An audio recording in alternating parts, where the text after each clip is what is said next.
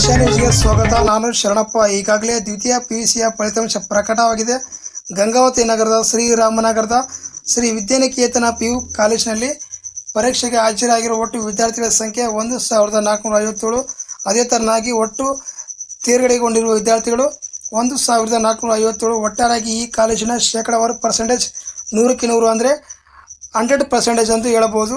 ಅದೇ ತರನಾಗಿ ಈ ಕಾಲೇಜಿನಲ್ಲಿ ಟಾಪರ್ಸ್ಗಳಾಗಿ ಹೊರಹೊಮ್ಮಿರುವ ವಿದ್ಯಾರ್ಥಿನಿಯಾಗಿರುವ ಪ್ರಥಮ ಸ್ಥಾನವನ್ನು ಕಾವ್ಯ 600ಕ್ಕೆ 593 ಅಂಕಗಳನ್ನು ಪಡೆದುಕೊಂಡು 98.83% ಪಡೆದರ ಮೂಲಕ ಪ್ರಥಮ ಸ್ಥಾನವನ್ನು ಪಡೆದುಕೊಂಡಿದ್ದಾರೆ.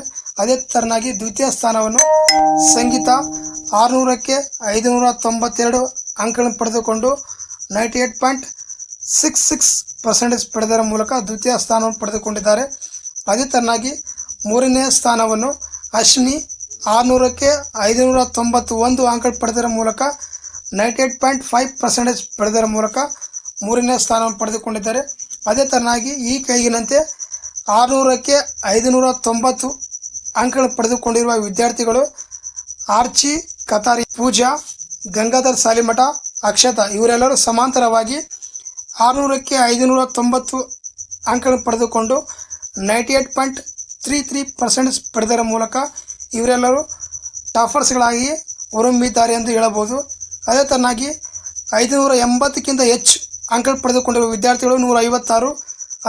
ಅತ್ಯುನ್ನತ ಶ್ರೇಣಿಯಲ್ಲಿ 1120 ವಿದ್ಯಾರ್ಥಿಗಳು ತೇರ್ಗಡೆಯಾಗಿದ್ದಾರೆ.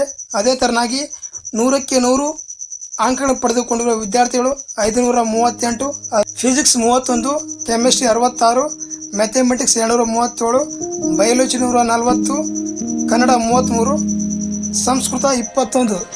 ಒಟ್ಟಾರೆಯಾಗಿ ಈ ಮೇಲಿನ ಎಲ್ಲ ವಿದ್ಯಾರ್ಥಿಗಳು ಕಾಲೇಜಿಗೆ ಕೀರ್ತಿ ತಂದಿದ್ದಾರೆ ಎಂದು ಹೇಳಬಹುದಾಗಿದೆ.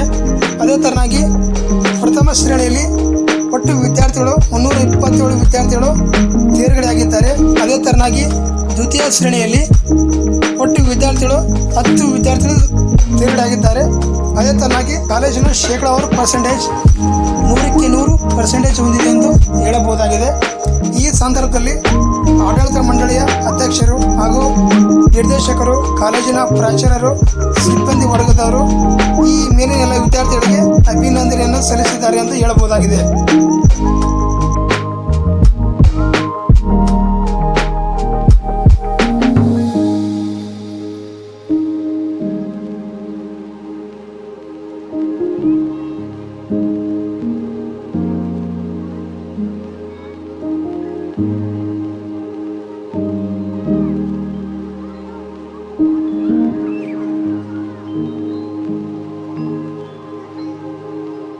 Thank you.